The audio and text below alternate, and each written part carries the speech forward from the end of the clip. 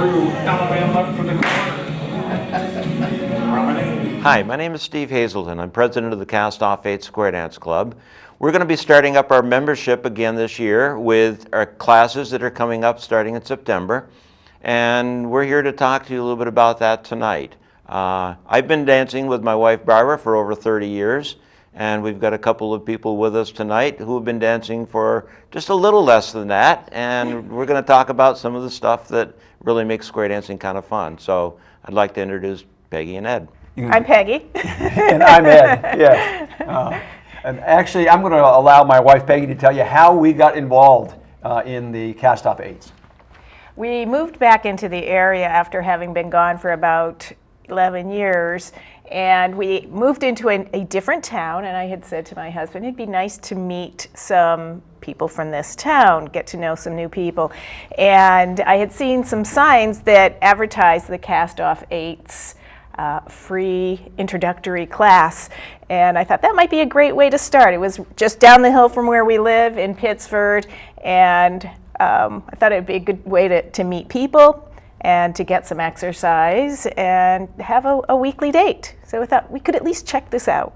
So when did you start dancing? 2 years ago in the fall, in September. Yep. Okay. And we came 1 week earlier than the invitation for 2 free nights. And so we actually got 3 free nights of intro, and it was a wonderful way to come and not be under pressure that we had to continue to come. Those introductory nights were opportunity for us to come and try out square dancing. I can remember that the last time I did square dance was back in 3rd grade, and I said, gosh, I wonder if I could pick it up and learn it. But this was a great opportunity to get back in and try it and see how it felt to start to learn how to square dance. A lot of us grew up square dancing. I was the same way. I square danced in grade school and right on into college, and got out of it for a number of years, and it was the same thing. Had the opportunity to get back into it and thought, you know, hey, I remember what it was like. I want to go learn a little bit more about it, and absolutely, I was very glad that I did. You know, definitely it is a lot of fun, and like I say, it brought back some great memories. Now, do you have to have any kind of experience to come and check out the introductory class? No, and in fact, that's one of the nice things about our classes. What we did back in high school is a little different than the type of square dancing that we do now. Back then, what they called barn dancing, they would teach us a dance, and it was the same steps for that dance over and over. If they put the music on for Red River Valley today, I could do it with my eyes closed without the caller saying a word, because I still remember those moves for that dance. What we do today is what's called Western style dancing. It's different, and it's the reason that we have the classes instead of just inviting people to come to a dance, is we teach the calls. And each call has a set of moves, and some of them are very simple. Something as, you know, partner trade. You trade places with your partner. And that call is free to be used in any time in any dance. And it's a big game of Simon Says. We don't know what the caller is going to call. Peter Tobin, our club caller, what he will do is he will call out a call, and we will do that call.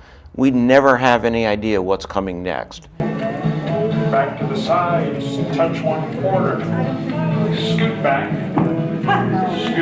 again, swing this girl, promenade, and it burns, burns, burns, the ring of fire, the ring of fire. It's all based on timing. He gives us enough time to hear the call, to do the call, and then he'll give us the next call. And you're simply moving from one series of calls to another. But because of the fact we don't know what's coming, that's part of what makes it fun, is, you know, we've got to be able to just be ready for any call. And, you know, again, it's all a matter of timing. That also makes me think of another reason that I am doing square dancing is I understand it's helpful for memory. And there is a history of Alzheimer's in my family, and so I want to be proactive and I don't know if I'll ever have it, but I do want to be proactive to help prevent it as much as possible. So the having to use your brain and your feet, there's something very helpful about that. There are health benefits. But also you mentioned the music. That tell us a little more about the music that we're using today. So a lot of people think square dancing is just country and western twang, and it's pretty much everything else but. We square dance to any song that's got a nice strong beat. And one of my favorite examples is I have square danced on multiple occasions to the Mickey Mouse theme song.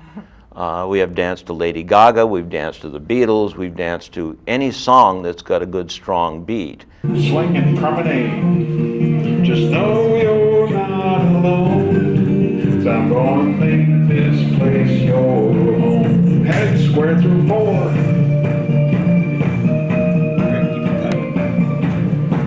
Swing through. Boys trade. The caller will use that beat to time out the different moves, and we just simply dance to the beat of the music. The other thing that people need to realize is that the beat of the music puts us at kind of a fast walk pace.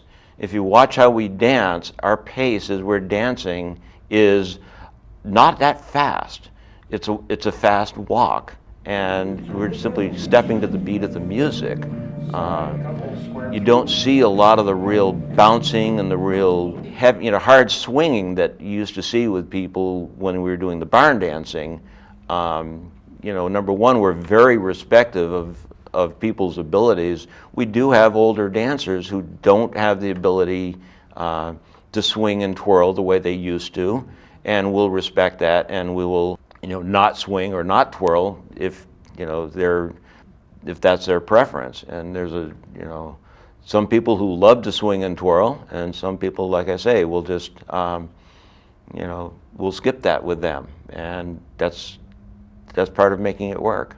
That's one of the things that I've appreciated about the club, the Cast-Off 8's, is how warm, how welcoming, how embracing they are, And how accommodating, and how helpful. Mistakes are given, and you're affirmed, and you're encouraged when you make mistakes. The question sometimes gets asked, well, if I have two left feet, can I do it? And as one who gets his right mixed up with his left, sometimes or maybe more than once, I've been encouraged to keep at it and not worry about it.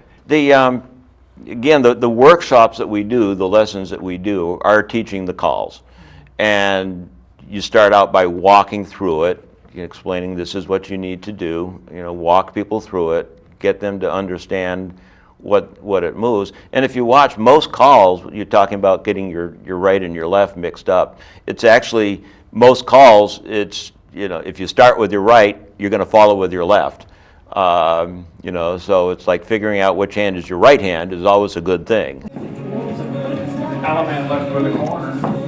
To an Alaman there, go forward two, right and left, and then swing into the middle with a backup star. Shoot the star to another there, go forward two, right and left. I've had the luxury or the blessing of having my wife accompany me, but what if you're single? Or what if your husband or wife doesn't want to square dance?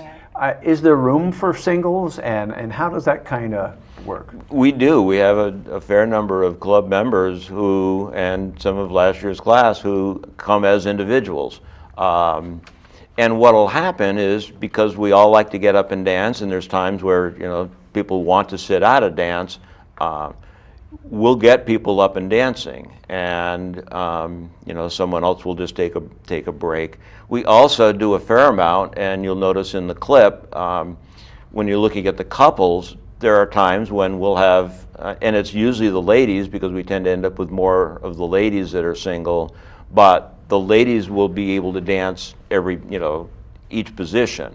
And so it doesn't have to be a boy-girl couple that's standing up there. It's two people. Couples circulate, girls hinge, diamonds circulate, 6x2 AC-deucey, flip the diamond, centers trade, split circulate, boys run around the girls.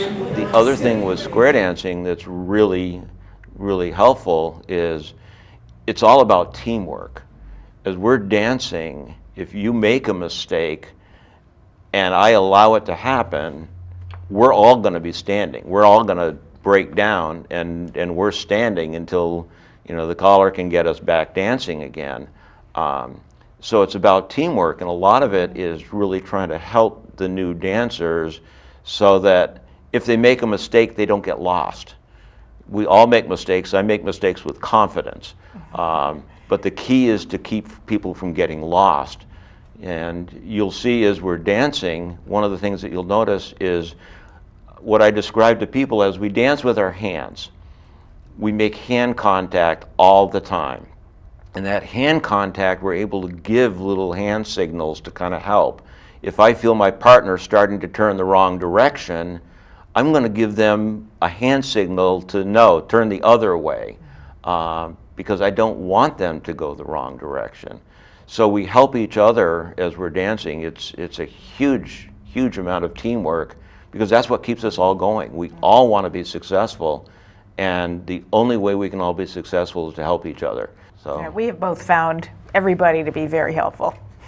And you're learning. There are levels. Yes. At least our first year was focused on mainstream, Yep. learning the mainstream calls. Yep. And then plus. Now we're into plus. And then I think explain a little bit more as you can go quite Sure. a bit.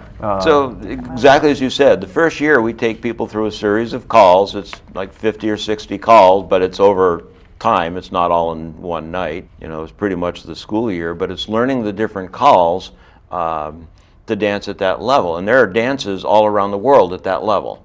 That once you get to the mainstream level, you can go dance anywhere in the world at a mainstream dance, and it will be calls you can do, and anywhere in the world, it will be in English, which is one of the cool things about it. So if you see a Western style dance that's advertised as mainstream level, you can go there with confidence. How long are the lessons? So the lessons are Wednesday nights from 7 o'clock until 8:30. And then we actually continue dancing with the next level up lessons until about 9:30. So for the first year, it's 7 to 8:30.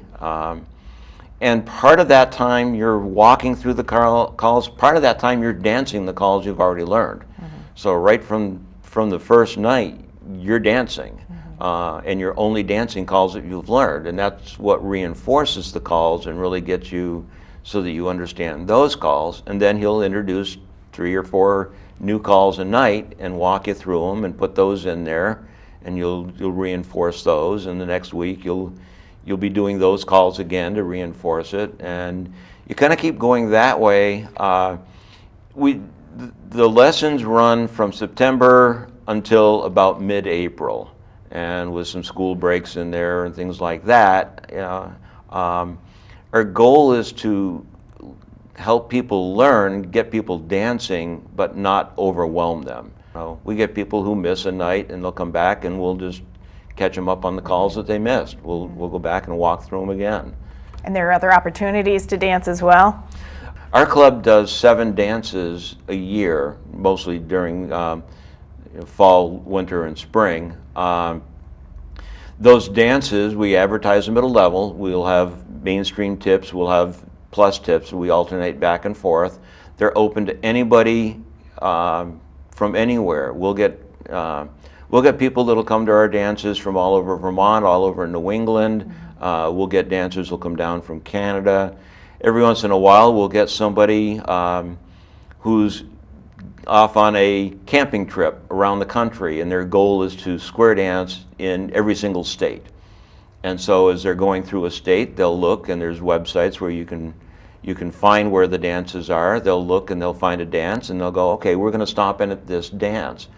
We recently had We had a couple from Kansas that had recently come and joined us who had danced at that point, I think, in like 38 states or something like that, and they were passing through, and our dance was convenient, and so they came and joined us. And we've had people from outside the country who come. One of our dancers who just recently moved down to Florida, and one of the first things she's going to do down in Florida is she's going to look up the clubs down in Florida. She's going to have an instant circle of friends, and it's a circle of friends that all share the same passion for dancing. So she's going to be able to walk into that club and just instantly have new friends, you know, and instantly being able to dance down there. So Now, if you come to the introductory classes, any special shoes, dress code, anything like that? the biggest thing is to be comfortable. Biggest thing is to be comfortable. You are walking, you know, you want shoes that are comfortable for walking. We don't encourage cowboy boots. Number one being that the really hard tips and soles and heels of things like cowboy boots, we do tend to dance on wooden floors, and we don't want to scratch or hurt the floors. So we tend to wear, you know, what we call soft-soled shoes just because they're more comfortable. And it's comfortable clothing. For the workshops, it's whatever is comfortable. For the dances, one of the questions that comes up a lot is, do I have to buy square dance clothes? And no, absolutely not. A number of our club members will, at a dance, show up wearing square dance clothes because they've got them and they enjoy wearing them. They enjoy the look of them and the feel of them. But square dancing across the country has kind of gotten away from the square dancing clothing a little bit, and the ladies especially have gone to more of what they call the prairie skirts, you know, the long skirt that rather than the petticoats. Rather than the petticoats. Steve, a question that I'd like to ask is that, you know, harking back to when we first came, you know, I wasn't sure I really wanted to commit. So can I come for those introductory lessons, and is there pressure to commit? Oh, absolutely. We want people to come. That's why we have two free introductory nights for people to come and try it. We will teach them a few calls. We'll have them up and dancing. We want them to come and try it. After that, we do start the lessons, and because of the fact that he's teaching a few calls every week, we do want people to be able to make it on a fairly regular basis, you know, most of the time. Right. It's tough if you're going to be gone for 2 months. You're going to miss a lot of the calls. We've had people ask, you know, well, I can make it every other week. That's tough. You've got to be able to make it most of the weeks. Right. We do have, for lots of reasons, people who miss, you know, they'll miss a workshop. We'll catch it up the next time. But yeah, it really is a matter of trying it out, enjoy it, you know, come, you know, if you're really enjoying it, keep coming back. And if it turns out that you're just not able to, that's okay too. Well, I found in my own experience that even experts that have done surveys say that at least 60 to 90 days to form a habit. And so give yourself, I would encourage them to give themselves some time to see if this really is something for them, and to catch on and to enjoy it. The word is thrown in there, it's a club. So you want to explain a little bit about maybe dues or that kind of thing? Sure. Yeah, we are a club. We do have dues. They're very cheap, and our dances are very cheap. It is definitely cheap entertainment. Our goal is to make it fun, and you know, we certainly don't make any money on this. And one of the reasons that we're a club, it has to do with this style of dancing and the fact that you need to learn the calls to a certain level in order to be able to go to that dance. For us, I know it was under $10. Yeah. And then the classes are very reasonably priced. If you pre-buy 10 classes ahead, I don't know if it's going to be the same this year, but it was $5 each. Yeah, yeah. So for $10, it's a pretty inexpensive date.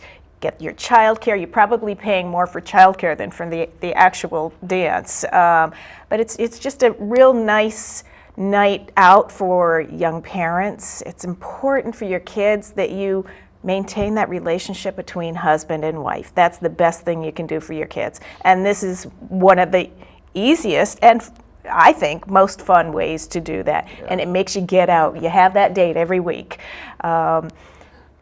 It's a great activity for the empty nesters.